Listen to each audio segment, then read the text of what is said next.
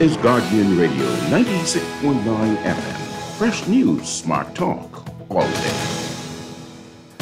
The views and opinions of the hosts and guests are their own and do not necessarily reflect the position of the management and staff of Guardian Network.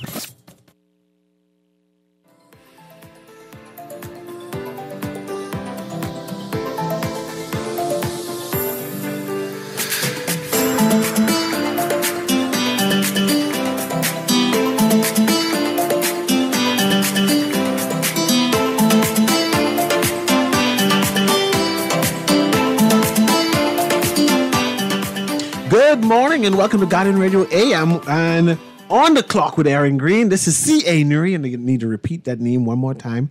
This is C.A. Newry on a mash-up Man Down Wednesday. Mm-hmm. And we have a great and interesting conversation about the Sovereign Wealth Fund.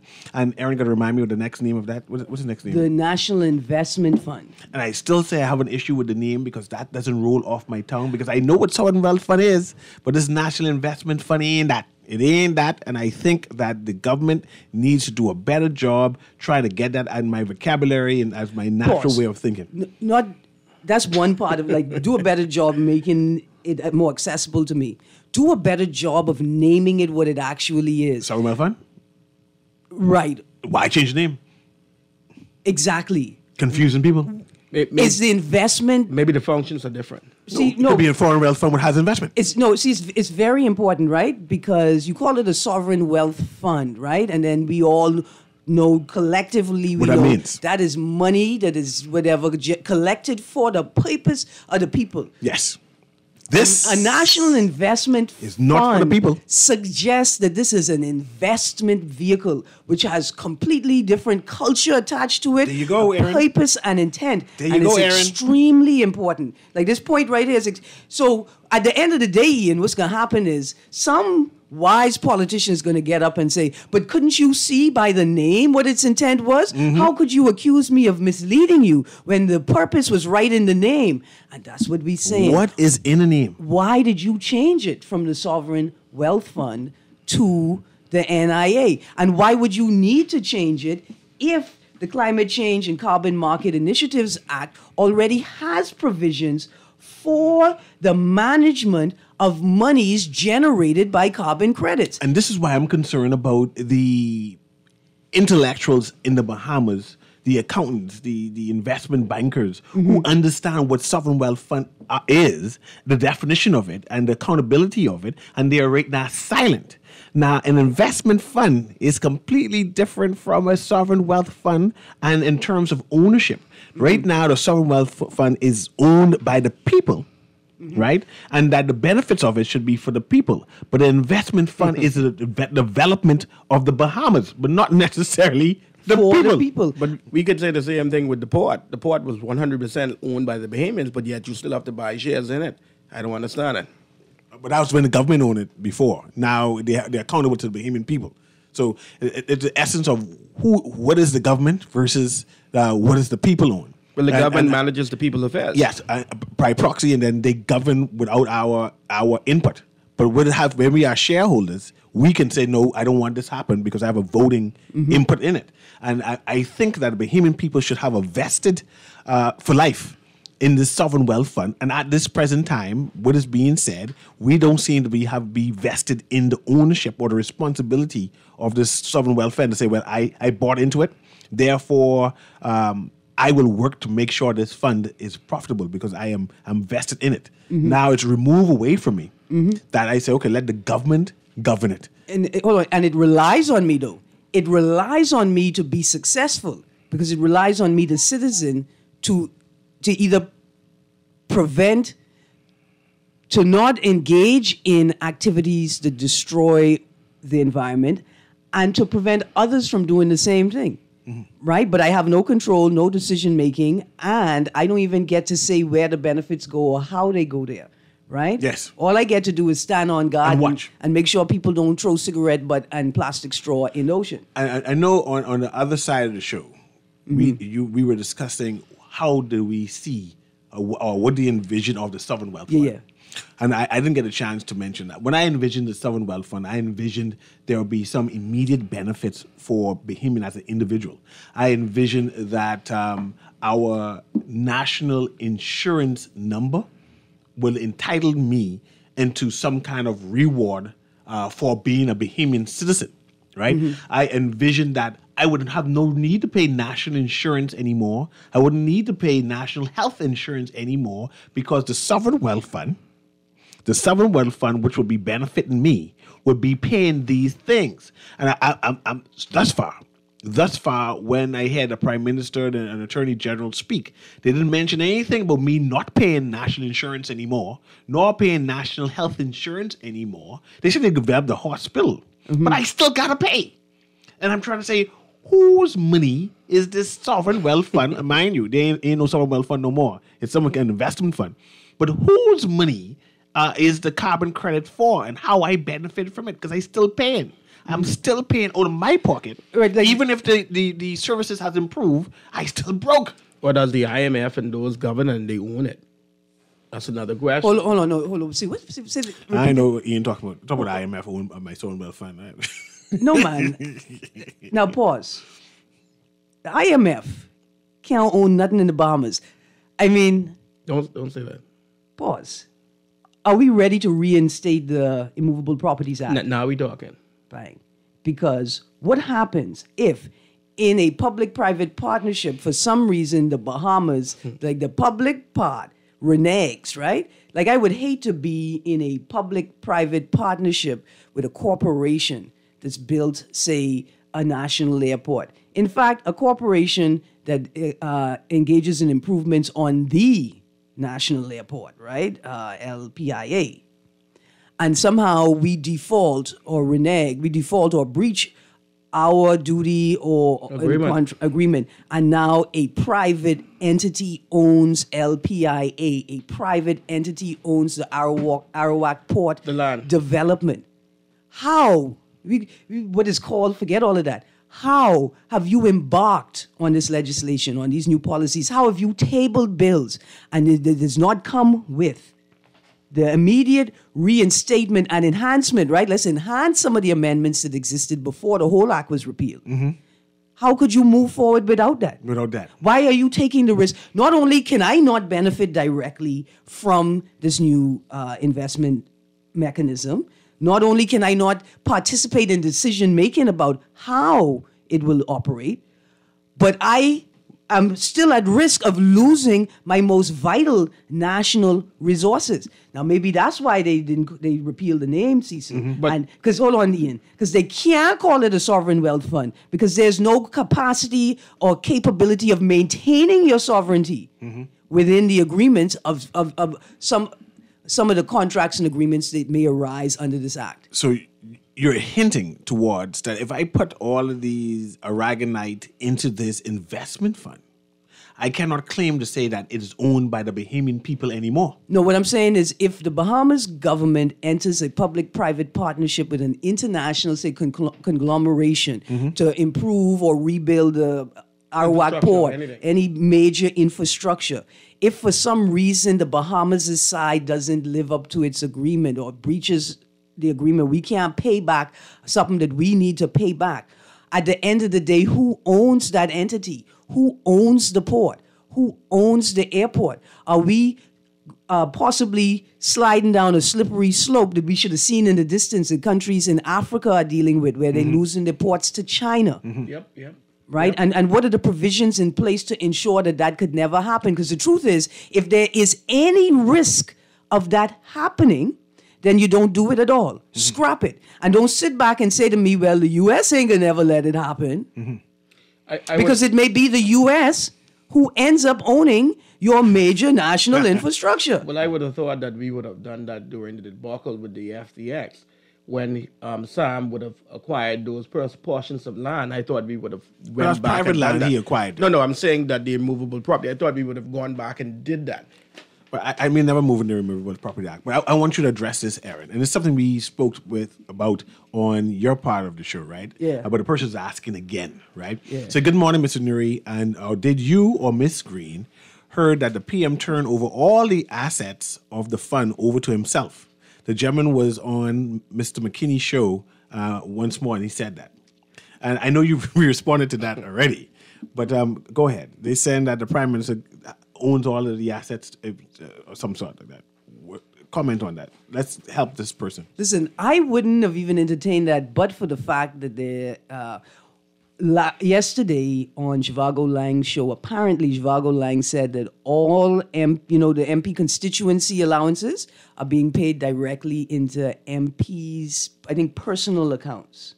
I said that can't be. That can't be true. How come it can't be true? Because Michael Pintar, the leader of the opposition, would have raised that in the House. So I could appreciate why people are concerned about things like this, Cecil. I could appreciate why people are concerned. The question is, when they say the Prime Minister has turned it over to himself, he is the Minister of Finance. So it's always on his purview. Right. Have they sort of missed that point? Like somebody misspoke, and as opposed to saying, Prime Minister, what they really meant is, my whole life, the Minister of Finance has always been the Prime Minister, so I forgot there's a difference. Could be that. Do they mean that it sits in the office of the Prime Minister, right? Is that the question? There are a number of new units within the office of the Prime Minister that exist, the deliverables unit. Is this whole mechanism being governed in the deliverables unit? Is it presently being managed, like the process of creating it, is it being managed by the deliverables unit? Does it sit with the E-office, climate change and Prime Minister's office? Does it sit there? And is it just a lack of clarity? And what they mean when they say it now sits with the office of the Prime Minister is it sits directly in one of the units? Long and short, the people don't understand what the office of the Prime Minister is. And I think you should have started there, that the office of the Prime Minister has a number of departments. Nobody but Jerome Fitzgerald knows what the office of the Prime Minister is now, Mr. Newry. Oh, Lord. I mean, let me just speak. I was attempting to mansplain something to the general public. No, we don't know how the office of the Prime Minister is structured. We don't know how it functions. We don't know who is ultimately liable for actions and or mistakes that occur within the units within the office of the Prime Minister. These are all things that need to be clearly explained so that the people who are putting out these voice notes could bring clarity for themselves before they start disseminating misinformation, right? Does the NIFA, the National Investment Funds Act, will it sit with the Minister of Tourism, Investments and Aviation, since it is an investment vehicle, right? Will it sit there? All of these things we actually do need to be able to, Good question. Answer. Without a doubt, hysteria, hopefully, and we're not fueling rumor mongering. You just want to be informed. But what we're saying to the state is that you are doing a poor job, a very, very poor job of ensuring that the people that you require to make this program work can contribute with informed opinions and statements. Yeah. I see we have a caller here, so let's engage the caller and then further explain how we interpret what is happening. Go ahead, caller. That's what they basically going to say just now. The people who are in charge of the state, the government, they are persons in position where they're supposed to keep track and be able to give account for the money and stuff with spending and stuff like that. So that's basically what they're going to say just now. Absolutely. Okay, thanks very much, caller. See, one of the things I'm concerned about is the management of the fund, the investment fund. We know NIB is an investment fund, and we realize that they are struggling, right? We see that they have to be increasing the rate now because of whatever investment they did isn't panning out. I am concerned that perhaps our sovereign wealth fund, and using that in quotes again, then our investment fund is at risk because we have proven, the government systems or administrations have proven that we're not good at managing anything. Right? So I said, who will be managing this sovereign wealth fund, this national investment fund moving forward? And will there be any checks and balances to make sure that our money doesn't just disappear and we say, oh, well. Because even in terms of building the baseball stadium, it was overrun. Oh well. In terms of the roads being mansplaining me. Sorry, that's what I was saying earlier. The roads are being built. Is it overrun? Oh well. Everything is over. What are the checks and balances? And then so with using NIB as an example. example, right? Where did the problem arise? Is it an inability to manage the investment portfolio itself, or is it an inability to manage the system that funds, right? Like the system connected to the portfolio? Because NIB isn't just a matter of poor investment decisions by investment or financial professionals. There's a large degree of mismanagement going on at NIB, and even if that's an improper, even if that's just an improper allocation of resources, no corruption, no malfeasance, y'all just don't know where to target your resources to bring the most efficient and effective results. And this National Investment Fund seems to mirror the National Investment Board in terms of it being an investment board, right? Only thing nowadays, they're trying to add in all of our natural resources into it, right? Exactly. And then have this money being managed by these people, and we just don't understand where the money going. It's like going down this hole. And I am concerned, and I don't believe the government is doing a good job to put my concern at ease.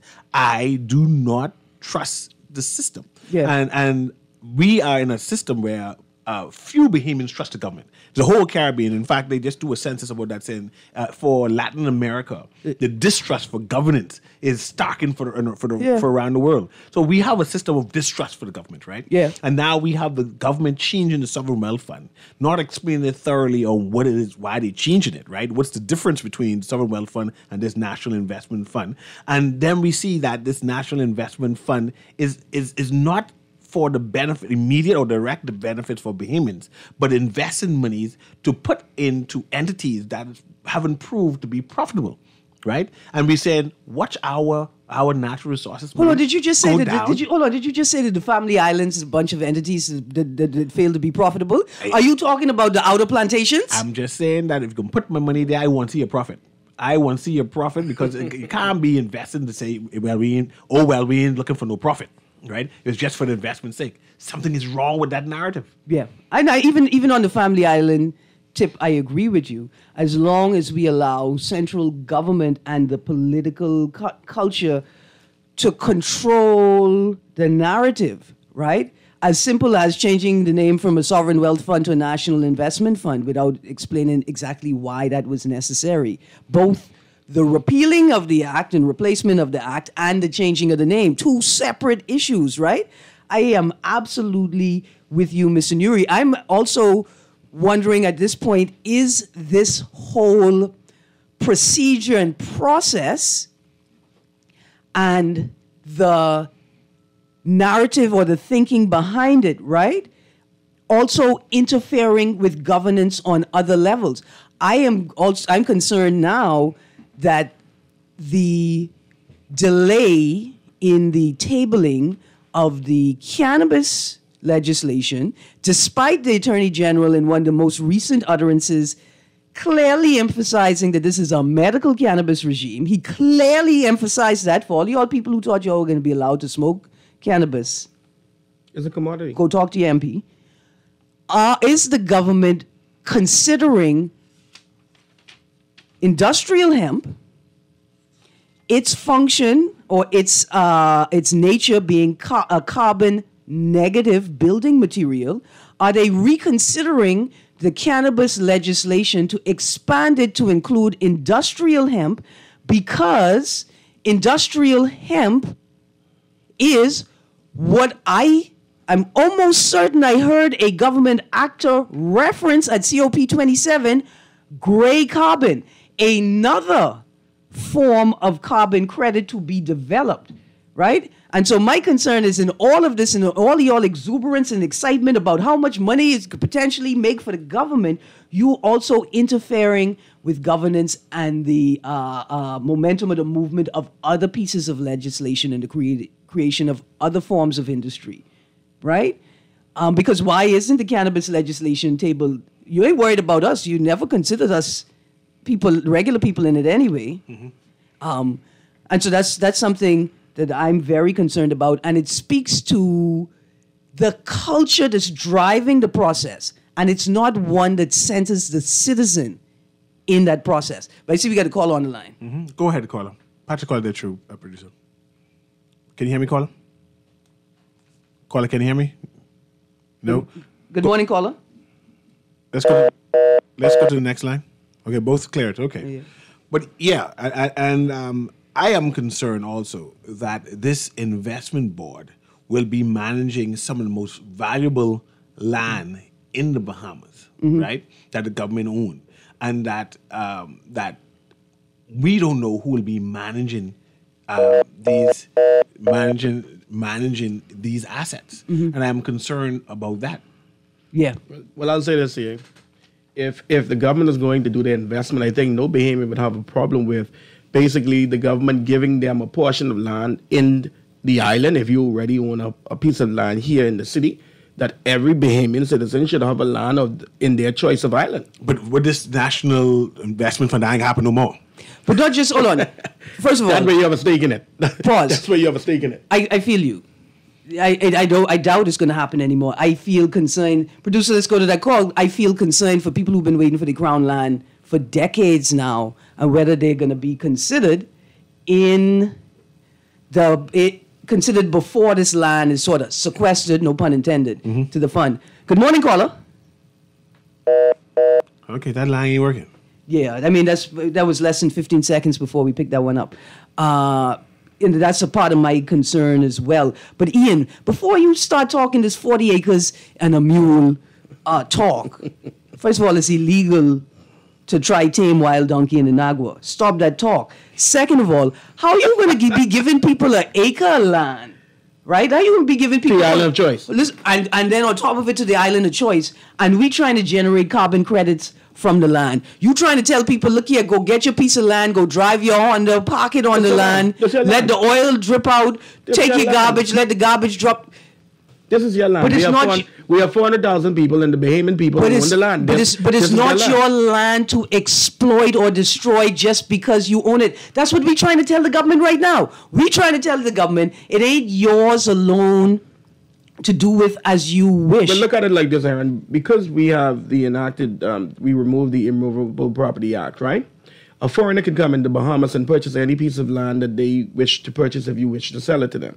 That deed will leave from the Bahamas and go back to their homeland of which their origin is, right? Until I become a dictator. Yeah, but that doesn't necessarily have to come back to the Bahamas. Yeah, at all. So that can go in people's trust, that can go in people's will, that can go in people, wherever you want to decide to put it. The reality of that situation is that the Bahamians who land it is not getting afforded the opportunity to own a piece of the land when the land then becomes unaffordable for them to even have. I got you. Stick up here. We can get right back to that after the caller. Good morning, caller. Good morning, caller. Okay. Yeah. I can stop trying to answer that line, producer. Don't watch nothing. Okay, so let's get back to that. A few weeks ago, when we were talking about Bahamian labor, the Bahamian man, people accusing me of calling Bahamian men lazy, la la la.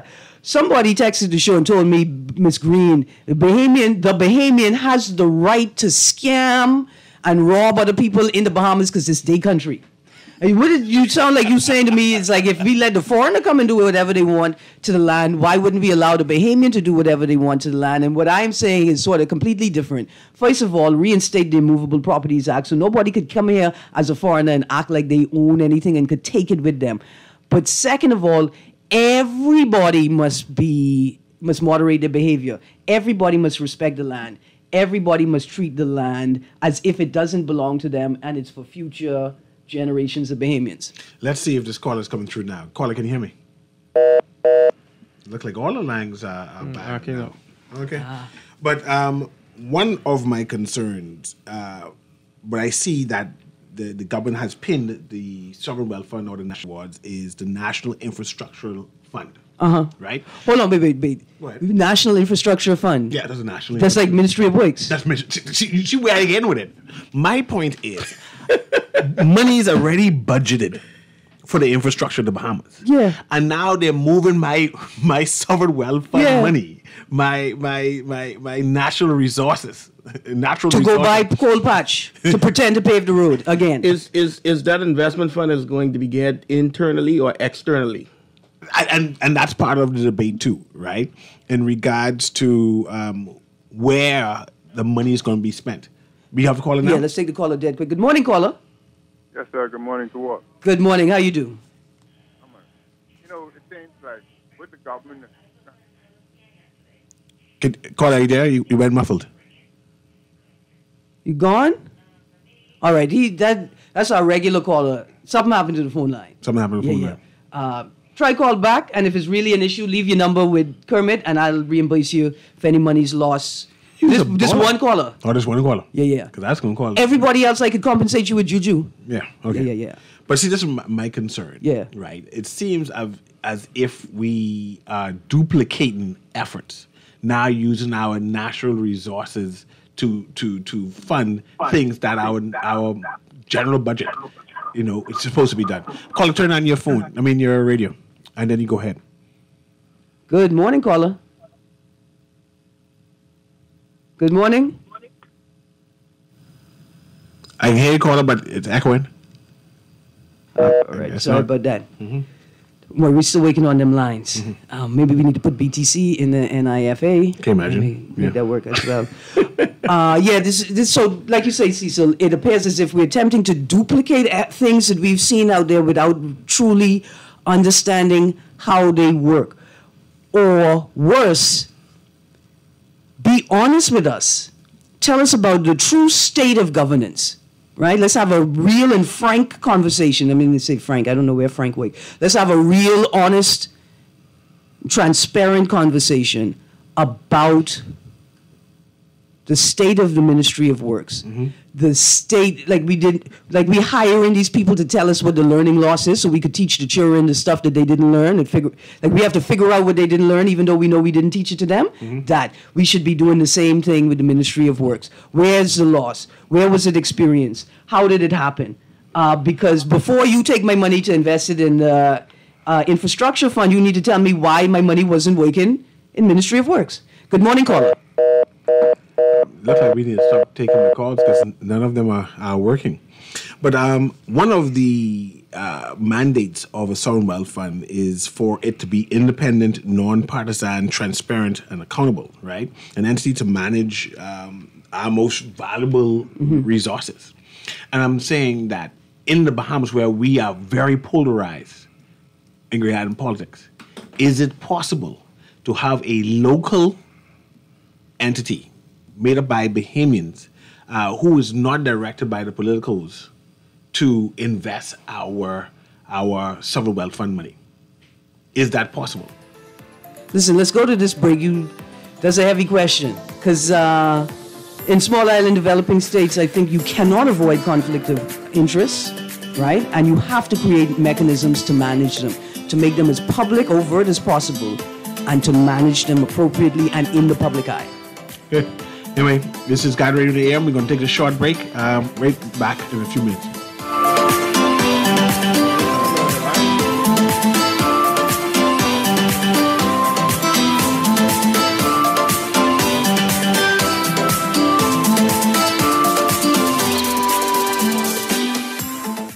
Do you know you can get your business cards designed and printed for as low as 18 cents a card? If it's a poster you want, you can pay as little as $6 a square foot. If your print needs are short or long run, digital printing, wide format, or print consultation, call the best. Call Print Masters. Print Masters' goal is to provide its clients with the highest level of personal, professional service at an affordable price. Our state-of-the-art technology also makes working together efficient and easy. Laminations, business cards, flyers, posters, window and floor decals are just a few of the digitized print services offered at Print Masters. Call 302-2361, 302-2361, or visit us at the Nassau Guardian Building in Oaksfield. Print with the best. Print with Print Masters.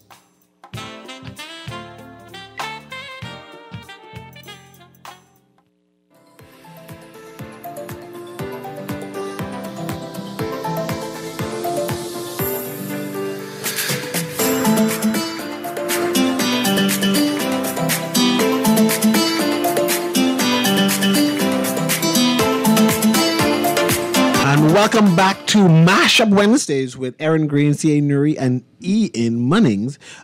We are having a discussion about our sovereign wealth fund and the transition to the National Investment Fund. We are trying to understand why was it necessary to change it, What is it was said that the Sovereign Wealth Fund bill, the previous one, was inadequate, so it had to be improved upon. And we are investigating what it had to be improved upon and the various functions that has been enacted.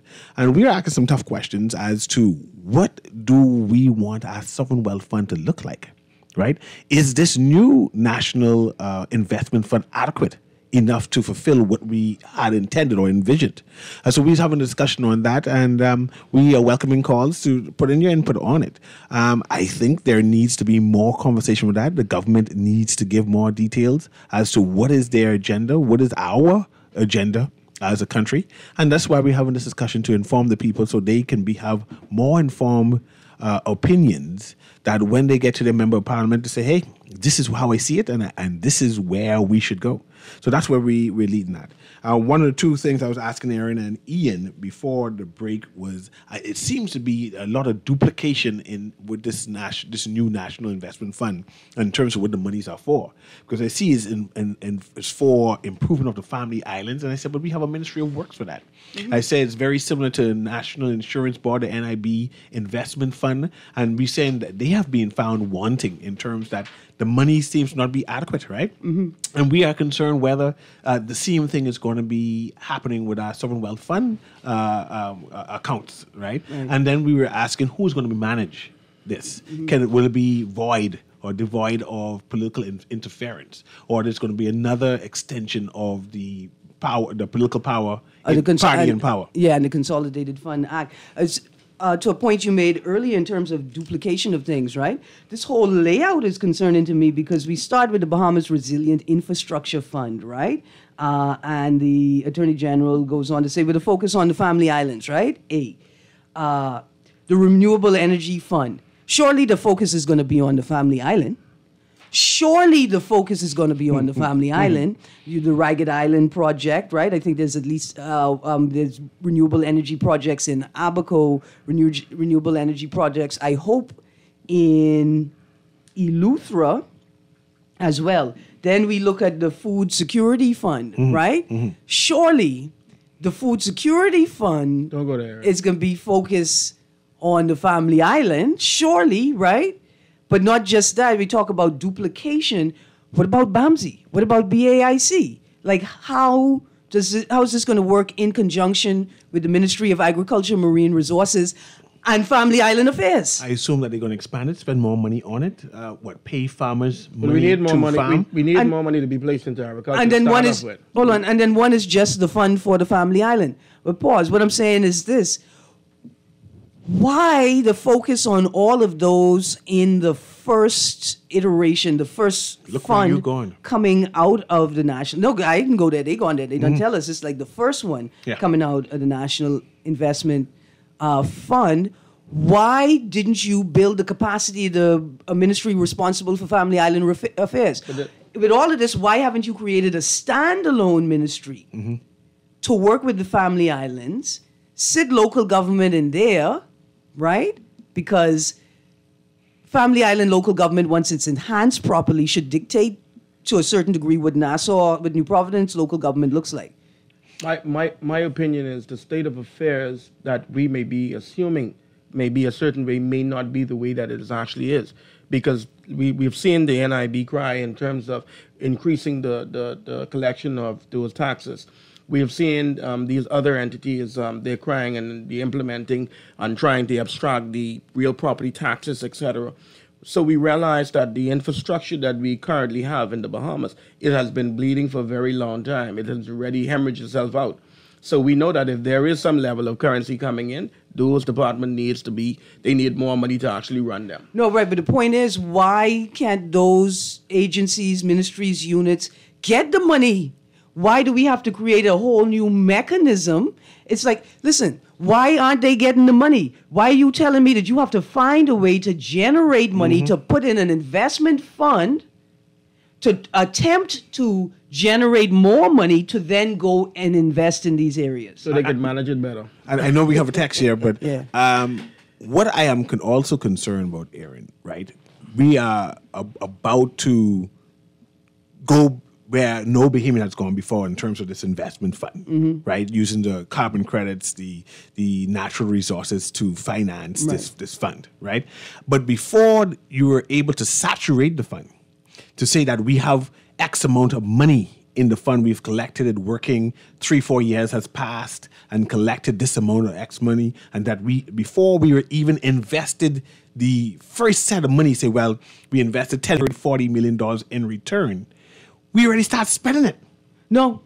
Right? No, that's FTX money they spend. No, can't be. But we already start spending the money. Say, well, we plan to spend on this, we plan to spend on that. This is how all these infrastructure going to do. Before we make our first set of money, before we even turn off a profit to say is a sovereign and wealth fund, right? We now, before we get any return from the investment, these are all the things that we are proposed to do, and so big and so broad, and especially into entities that is losing money. Right? Yeah. I am concerned that the sovereign wealth fund, the fledgling sovereign wealth fund, will collapse because it has no money in it. Right? I'm already concerned because we are not concentrating on, say, well, for the first 10 years, this money is going to be used for these three things alone. Right? Which would be, again, I don't think, since I have natural resources, why I should be paying NIB anymore, or why I should be paying national health insurance, especially how that's underfunded, right? This is the opportunity to say, well, Bahamians, I want y'all to benefit immediately, that all the money that we collected from the Sovereign Wealth Fund is going to be invested in the national health insurance to make the Bahamas the best healthcare system inside the Caribbean within 3 years. 3 years of collecting the money. We can do that in 3 years and change the quality of life for me immediately. For all the Bahamians. For all the Bahamians. You all want to go to heaven, but you know when dead. I can be honest. You have to accept that part of the contract, man. But instead of doing that, they have it all over this development here in Billin Airport and thing. Maybe I already have a consolidated fund for that already. Maybe we're going to get another baseball stadium. Something, when I say in terms of what the Sovereign Wealth Fund is for, something is wrong.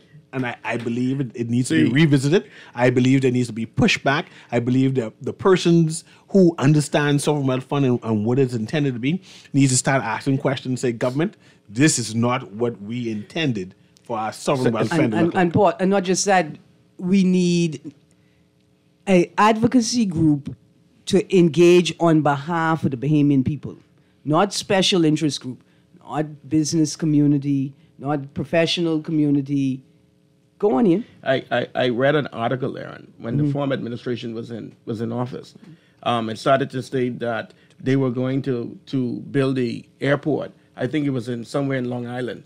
And then they said that the airport that they would be constructed would cost a sum of $20 million. And I said, $20 million? Well, $20 million is all it took to build an airport that can host international airlines to come and fly into Long Island. So I'm looking at $20 million could do this in Long Island. If we spent $100 million on a baseball field, that is equivalent to 5 major airports we could put over the archipelago. I don't like you using this $100 million. I can use the $100 million. I can tell you why. They didn't stop yet. No, that's why. Because that has got to be under investigation. There's yet. There's no way that the thing could go from $10 million projection to $60 million projection to estimates of over $100 million before it's finished. At the time of the opening of the stadium, before it's finished, you can't talk about that. See, this is a part of it. You can't just talk about it. That's normal. It still ain't finished yet. But it's not normal, and so you can't use it as an example of something that's normally happening. But I'm saying that's an anomaly. But what I'm saying is, if there's $100 million injected into a baseball field, $20 million was said in the tabloids to build a airport in Long Island. Yeah, that means to me that I can actually pick out 5 islands in the Bahamas that needs that particular traffic or infrastructure that can host that particular airlines that can fly all over the world to fly into that island for $20 million. You ain't taking into account all of the costs. Like how you have to hire somebody whose job it is just to stay by the runway and keep the donkeys and the chickchanis and the raccoons and the potcakes off the runway. You got to pay that person. So you ain't counting it properly. People are there now. Are they being counted? Let's check the caller. We coming to caller. You talk. Don't go nowhere, caller. Is that phone working? Our producer on it talking. It was working. Something wrong with the lag, man. Go ahead. Listen, Ian, I with you. I appreciate the point that you're making. Look at the expenditures you're making and what's the return on investment. Any temporary living accommodations could have been produced with the same amount of money while we're sitting in a housing crisis. I with you. I absolutely with you. I'm just saying, let's not use that as an example, because what happened with the stadium is what we're trying to prevent from happening with the NIFA. But we still have money coming in now, so off of the taxes. So I'm saying, if you're going to spend my money where the Bahamian people can feel the effects of what you do. This is what I'm saying. I'm saying is that there has to be some level of properly managed particular group that are going to say to you, when we invest this money into something, that this will do this. We say we're in a housing crisis. Didn't you say that, Aaron? Yeah. So being in a housing crisis and people that are living in some houses that should have been already demolished. Some houses now we living in Nassau should have been demolished. Yeah. No, man, I'm with you. The money should be spent on Bahamians. The question is, what's the most effective and sustainable method, mechanism, or policy through which to do that, right? I don't think 40 acres and a mule is necessarily the best, policy. I think Bahamians deserve a degree of organization, something systemic that they could tie into. What I could do with my 40 acres and a mule doesn't compare to what 10 of us could do with our 400 acres and 10 mules. You see what I'm saying? That's a part of what I'm thinking about. But if you don't mind, let me get to the text line. First text, blessings CA, blessings Ian and Lady Green. Mr. Newry and Mr. Munnings, you are on the right path with your comments, yet I want you all to open your eyes. These status quo managers we call government, the two ruling political parties are not going to let us, the ordinary citizens, monetarily, financially, or economically benefit from any carbon credits or other natural resources via any sovereign wealth fund. They don't even want us to have a sovereign wealth fund. Just look at how they changed the name. They want us to live good, comfortable, like how those European nations and their citizens benefit from their natural resources and sovereign wealth funds they feed. Question, will you be celebrating so-called independence this year? Or 50 years of black oppressors keeping down black Bahamians? I'm so glad he directed that text to y'all. But good morning, sir. I think that's the mayor of Grand Bahama. That's good for y'all.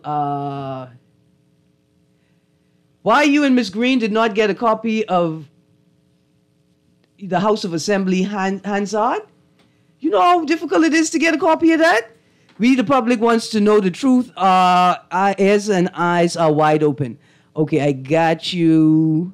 Text, it was less of a complaint and more of a request.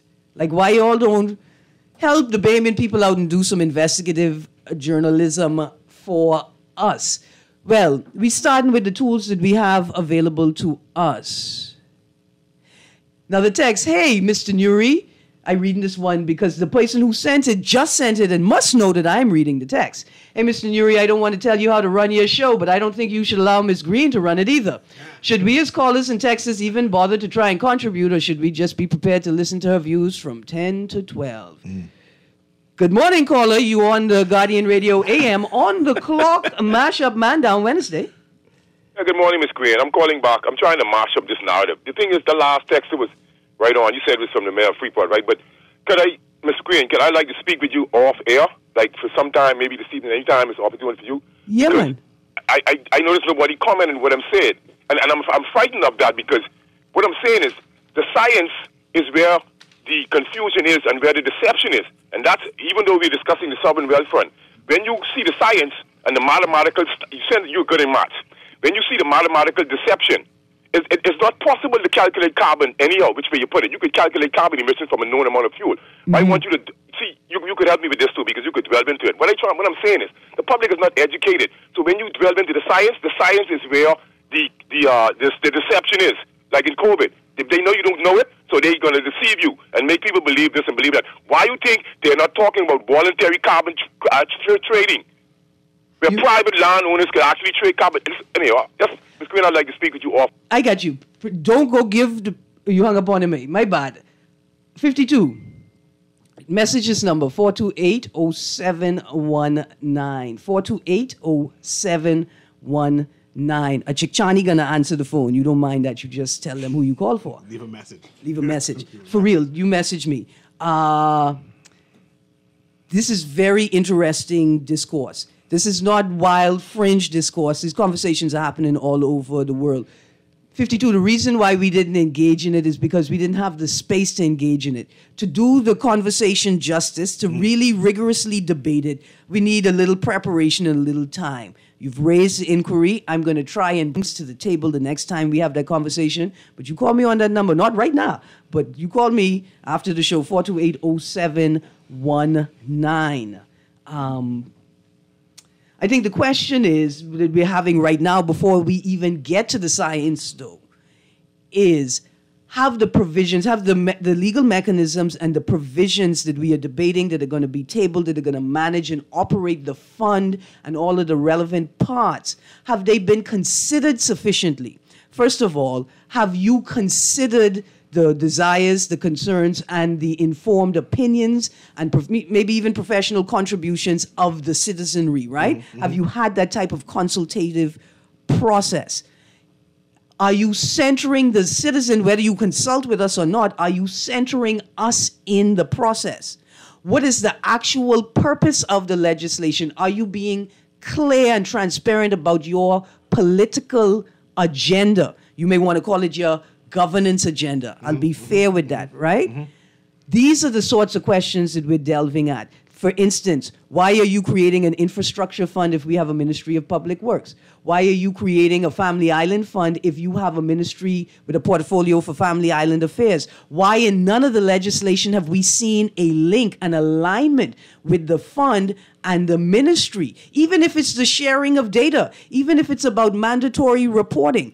Why aren't we seeing these things? Why aren't you discussing these things with stakeholders and industry experts that are not connected to the political machinery? And that's exactly my point. It's not people focused. It's not Bahamian focused. And that is a concern. And one would assume that the Sovereign Wealth Fund would have been Bahamian focused for the benefits of Bahamians first. And clearly inside this narrative, and mind you, I understand the investment fund and I appreciate what they're trying to do. Right? Yeah. Even despite the duplication of effort it seems. It just seems as if that the Bahamian citizenry and the defining of the benefits of being Bahamian, and that's where the Sovereign Wealth Fund should come in. Mm-hmm. The benefit of being Bahamian is that you have access to a sovereign wealth fund. Yeah. Right? And I don't see what they're implementing now benefit me as an individual Bahamian for having a Bahamian citizenship.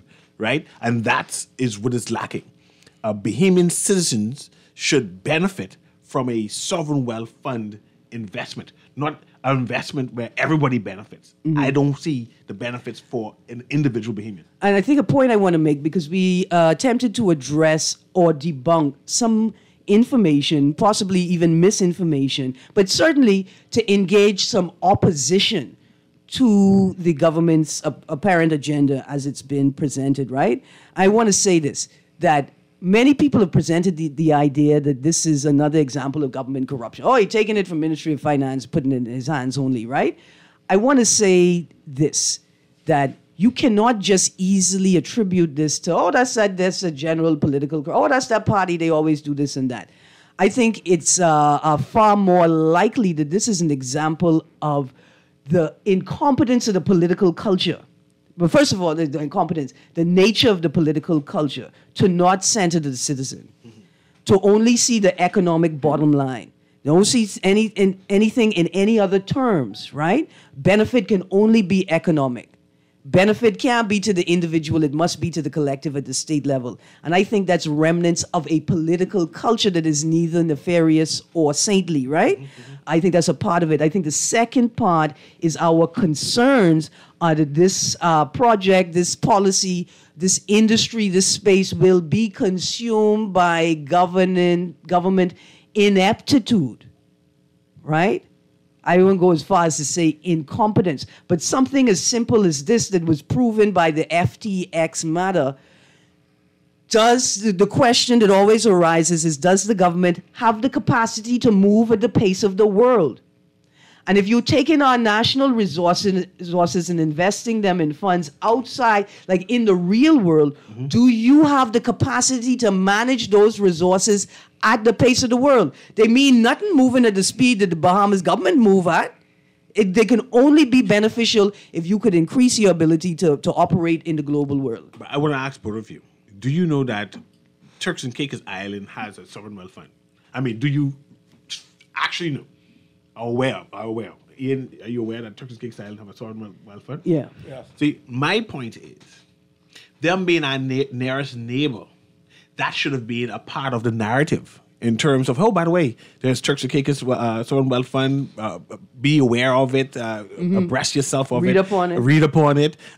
Bring up some questions when you see works or whatever it is. So when we implement ours, right, if it's similar or dissimilar, at least you will have some knowledge of it. There has been no leader who came about and said, well, by the way, our neighbors to the south of us. It should have been a national conversation.